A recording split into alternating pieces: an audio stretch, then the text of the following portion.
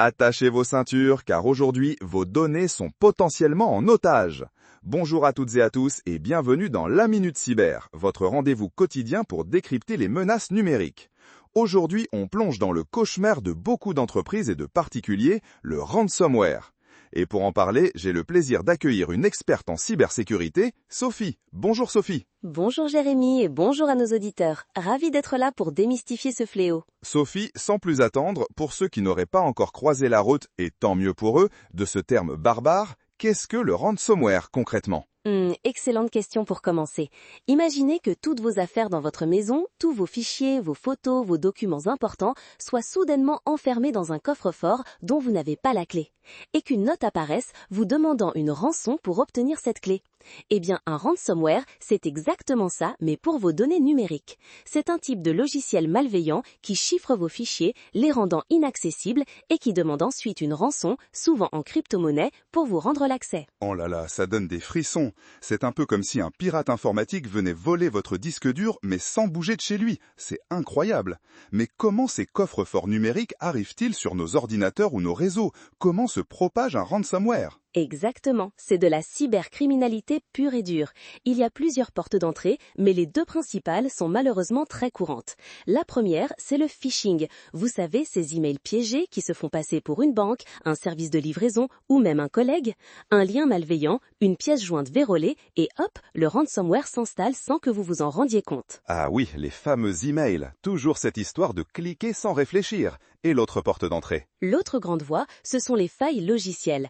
Un système d'exploitation, un navigateur web, une application, si elles ne sont pas mises à jour régulièrement, elles peuvent avoir des vulnérabilités que les cybercriminels exploitent.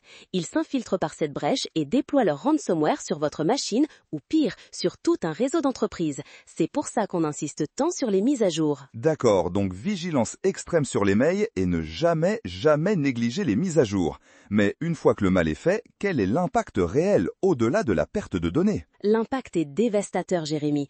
Pour un particulier, c'est la perte irréversible de photos de famille, de documents personnels, de souvenirs. Pour une entreprise, c'est bien plus grave. C'est une interruption totale des opérations, des pertes financières colossales liées à l'arrêt d'activité, le coût de la rançon si elle est payée et surtout une réputation entachée. Imaginez un hôpital qui ne peut plus accéder aux dossiers de ses patients. C'est un chaos indescriptible. C'est terrifiant. Mais alors Sophie, comment on se protège ? Quelles sont les mesures concrètes qu'on peut prendre pour éviter ce genre de catastrophe ? La première et la plus vitale des défenses, c'est la sauvegarde déconnectée. Je ne les dirai jamais assez. Ayez des copies de vos données essentielles sur un disque dur externe, une clé USB ou même un système de stockage cloud dédié et déconnectez-les physiquement de votre ordinateur ou de votre réseau après la sauvegarde. Si vos sauvegardes restent connectées, elles risquent d'être chiffrées aussi par le ransomware. C'est votre bouée de sauvetage en cas d'attaque. C'est logique. Si c'est déconnecté, le ransomware ne peut pas l'atteindre. Très bien. Et ensuite ? Ensuite, et on en a déjà parlé, mais je le répète, la mise à jour des systèmes et logiciels. Activez les mises à jour automatiques quand c'est possible. C'est comme verrouiller toutes les portes et fenêtres de votre maison. Les éditeurs corrigent en permanence les failles de sécurité, alors profitez-en. Et bien sûr, la vigilance face aux emails suspects. Apprenez à repérer les signes, faute d'orthographe, expéditeur inconnu ou étrange, offre trop belle pour être vraie. En cas de doute, ne cliquez jamais sur un lien et n'ouvrez jamais une pièce jointe. Contactez directement l'expéditeur par un autre moyen si c'est une entité légitime. Oui, le fameux ne pas cliquer, le réflexe numéro 1. Et l'antivirus, il a toujours son rôle à jouer, j'imagine. Carrément, un bon antivirus, à jour lui aussi, est une première ligne de défense indispensable. Il ne fait pas tout, mais il aide énormément. On arrive au point le plus épineux, Sophie, le dilemme du paiement de la rançon. On paye, on ne paye pas. Que faire si on est touché ? C'est une question très difficile. La position officielle des autorités, et c'est celle que je partage, est de ne pas payer la rançon.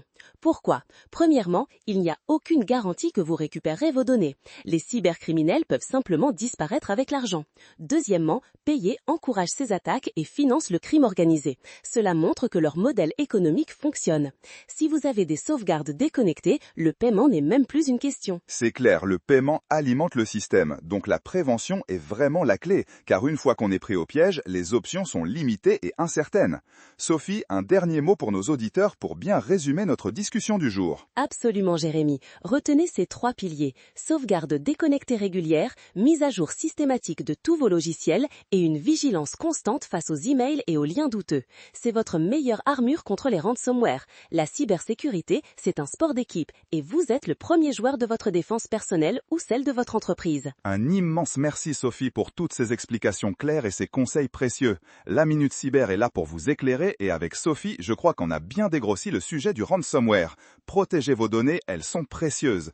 On se retrouve demain pour un nouveau décryptage cyber. D'ici là, restez connectés mais en toute sécurité. Salut!